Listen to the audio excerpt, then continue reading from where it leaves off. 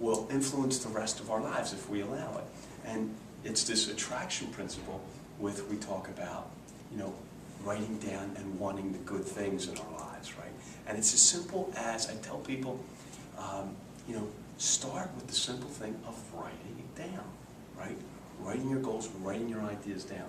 And, we have one of the 7 virtues, right? Patience. We have to be patient. Sometimes they don't arrive on schedule. But I'm really amazed, I'm checking the time, I'm really amazed at how things have shown up in my life. And I'm sure they've shown up in your lives too. And how they've occurred, right? From where I came from to where I am now, it's kind of magical that these things have transpired. But at the same time, I was reading. For some reason, I was interested in positive thinking. And in my early 20s at college, I went to Temple University, and I graduated from Temple. I started reading Think and Grow Rich, and Dr. Peel, and Tony Robbins, and Wayne Dyer, and Og Mandino, all of these great, Zig Ziglar, all these great teachers.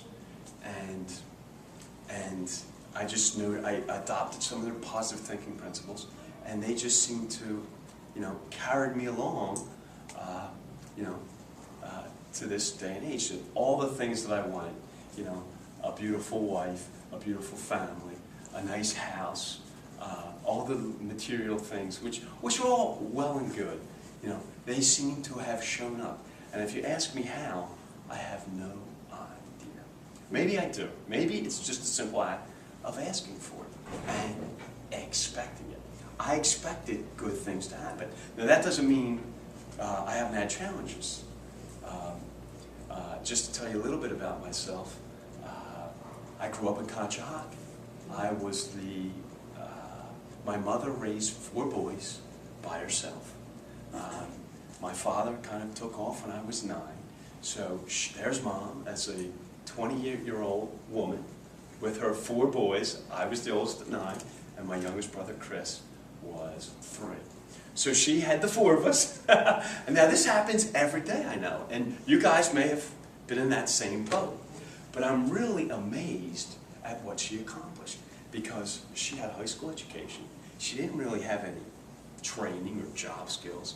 And she raised her 4. What she did though, she stayed, right? He left and she simply stayed and showed up. And her job, her goal in life was simply to raise her 4 boys. She had the fairy tale like every other young girl, right? That she was going to marry a prince and live happily ever after, right? The white picket fence. And that's all well and good. But she got something probably much greater. Now, telling her at the time, there's no way she thought that. And, she's alive today and she's doing well. She's right down there at the villa in Flowertown. And, she has the battle scars dealing with her 4 boys. And so do we for that matter. But it's really incredible what she accomplished. Welfare, food stamps, the whole thing. I mean, and that's not a special story, but I've come from a childhood of lack, right? That I would go into the Acme and I'd have to go to the cashier with food stamps, and it happens to be a mother of a child in school, and that was my experience. And I said, going through school and going to college, is that I did not want that lack in my life. I wanted the principle of abundance. I wanted wealth.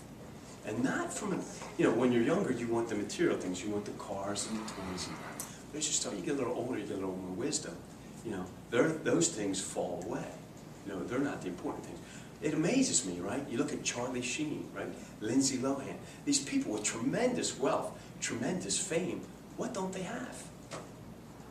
Well, they have no peace of mind, Ronnie, right? They have no satisfaction. They have no fulfillment.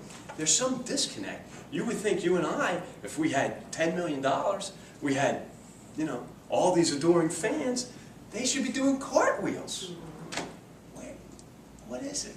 Well, where's the disconnect? And I think, you know, it doesn't matter. All of us have that ability to focus on the things that we want, on the positive things. There's some people that have that fame and fortune, Paul Newman and who was his wife? Joanne Woodward. Joanne Woodward, right? And look what Paul did with and Joanne did with the fame and fortune.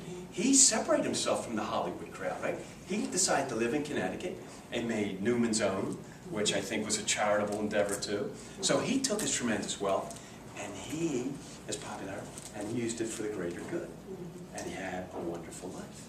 And, you know, I think that's what we can do too, right? We can take our tremendous abundance and use it for the greater good. And when we do that, of course, what happens? Newman shares his tremendous abundance, and more abundance and more good keeps flowing into his life. And that's the same with us. The more that we share the abundance that we have and the gifts that we have, the more that comes into our lives. You know, it's that simple. And sometimes it's so simple, it doesn't have to be monetarily. It can just be that simple compliment, that simple act of kindness, that simple act of love.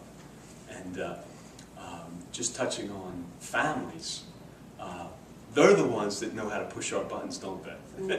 They are our greatest teachers. I have 3 children, I have a lovely wife, and